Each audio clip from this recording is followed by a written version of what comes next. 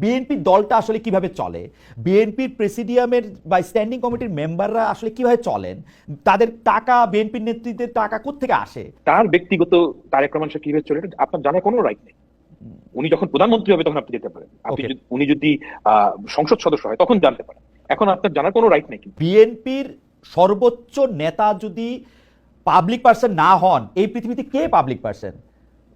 Public person এখানে এখানে প্রিভিয়াসি একটা বিষয় আছে, সেটা হচ্ছে কি আমার ইনকাম। হ্যাঁ অবশ্যই প্রিভিয়াসির একটা বিষয় আছে যে আমার ইনকাম কত। আপনি আমাকে বললেন, আপনি জিজ্ঞেস করলেন, বলবো না যে আপনি লো লেভেল চাঁদাবাজির কথা বলছিলেন, কিন্তু মানুক আর না মানুক এনসিপি কিন্তু তাদের দল পরিচালনার অর্থনৈতিক স্বচ্ছতার জায়গা কিরকম হবে, পলিসি কিরকম হবে, সেরকম একটা ধারণা দিয়েছে। বিএনপি কিন্তু এই ধারণা এখন পর্যন্ত আমাদের দেয় নাই।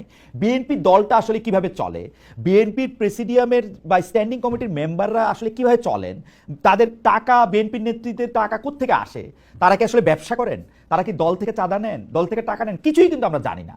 জনাব তারেক রহমান থেকে শুরু করে মির্জা ফখরুল ইসলাম আলমগীর বা ছাত্রদলের সভাপতি রাকিব, এরা সবাই আমার খুব প্রিয়, কিন্তু তারা কিভাবে চলেন আমি তো জানি না, তাদের ব্যবসাটা কি। এবং তারা কিন্তু কখনো এই প্রতিশ্রুতি আমাদের দেন না যে তারা আমাদের জানাবেন যে এটা কিভাবে তারা চলে। there are two things number one হচ্ছে যে তার ব্যক্তিগত ইনকাম কত, এটা একটা কোশ্চেন। আর একটা কোশ্চেন দল কিভাবে চলে। তার ব্যক্তিগত তারেক রহমান সাহেব কিভাবে চলে এটা আপনার জানার কোনো রাইট নেই। উনি যখন প্রধানমন্ত্রী হবে তখন আপনি যেতে পারেন, উনি যদি সংসদ সদস্য হয় তখন জানতে পারেন। এখন আপনার জানার কোনো রাইট নেই। কিন্তু আমি যখন ভোটার হিসেবে তাকে বিবেচনা করবো না, ডক্টর সালাম আমাকে একটু বোঝার জন্য, মানে আমি যখন ভোটার হিসেবে ওনাকে বিবেচনা করবো যে উনি আর্থিক লেনদেনের ক্ষেত্রে স্বচ্ছ কিনা, উনি কিভাবে টাকা রোজগার করেন। পৃথিবীর সব দেশেই কিন্তু যিনি পলিটিক্যাল পার্টিকে লিড করেন তার টাকা পয়সাটা তিনি কোথা থেকে পান, কোথা থেকে খরচ করেন সেটা সামনে আসে। এটাকে আমি তারেক সাহেবেরটা জানতে পারবো না। পছন্দ না আপনি ওনাকে ভোট দিবেন না। না আমি তো জানতে পারছি না, পছন্দ না করবো কেমনে? পছন্দ না করতে হলেও তো আমার তথ্য দরকার। আপনি আপনার এটা তখনই পাবলিক ইনফরমেশন হবে যখন উনি ইলেকশনে দাঁড়াতে চান কিংবা উনি সরকারে গিয়েছেন, ওই সময় আপনি এত বড় পলিটিক্যাল পার্টি লিডার হিসেবে সেটা পাবলিক ইনফরমেশন না। না কেন? উনি তো এখন পর্যন্ত কোনো ক্ষমতায় যান নাই। ক্ষমতার সাথে কি এটা রিলেটেড ডক্টর সালাম? ডক্টর সালাম আমি যদি ধরেন মার্কিন যুক্তরাষ্ট্রের কথা বলি, অস্ট্রেলিয়ার কথা বলি, আমার কি কোনো রাইট আছে আপনার বেতন কতটা জানার? আমি তো পাবলিক পার্টি না, তবুও আপনার রাইট আছে। আপনি এটা জিজ্ঞেস করতে পারেন। মানে আমি রাইটের কথা বলতে চাই, যখন আপনি পাবলিক পারসন, মানে বিএনপির সর্বোচ্চ নেতা যদি পাবলিক পারসন না হন, এই পৃথিবীতে কে পাবলিক পারসন? পাবলিক পারসন এখানে প্রিভিয়াসি একটা বিষয় আছে, সেটা হচ্ছে কি আমার ইনকাম। হ্যাঁ অবশ্যই প্রিভিয়াসির একটা বিষয় আছে যে আমার ইনকাম কত। আপনি আমাকে বললেন, আপনি জিজ্ঞেস করলেন, বলবো না কেন? কারণ সেটা ফ্যান্টাস্টিক, এটা একটা প্রাইভেট বিষয়, রাইট? হ্যাঁ, তবে এটা আমার জানা ছিল না।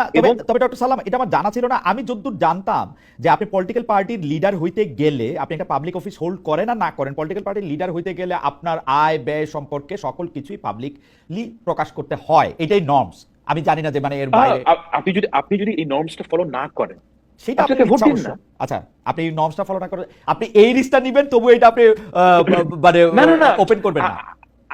না আমি ব্যক্তির স্বাধীনতার ব্যাপারে খুবই ফাসি, আমি ব্যক্তির স্বাধীনতার ব্যাপারে খুবই সেনসিটিভ। আচ্ছা ঠিক আছে। তাহলে এই এই এই এই থিওরিতে তার মানে হচ্ছে যে বিএনপি যারা করতেছেন তারা আর্থিকভাবে কি, তার নিজের পেশা কি, নিজের ব্যবসা কি, সেইটা উনার যখন নির্বাচন কমিশনে উনি যখন ভোটে দাঁড়াবেন তখন তিনি একটা ফর্ম ফিল আপ করবেন, উনি লিখবেন। কিন্তু আমার এমনিতে জানার অধিকার নাই। ঠিক আছে, এটা আমি চেক করে দেখবো না যে এটা আমার জানার অধিকার আছে কিনা।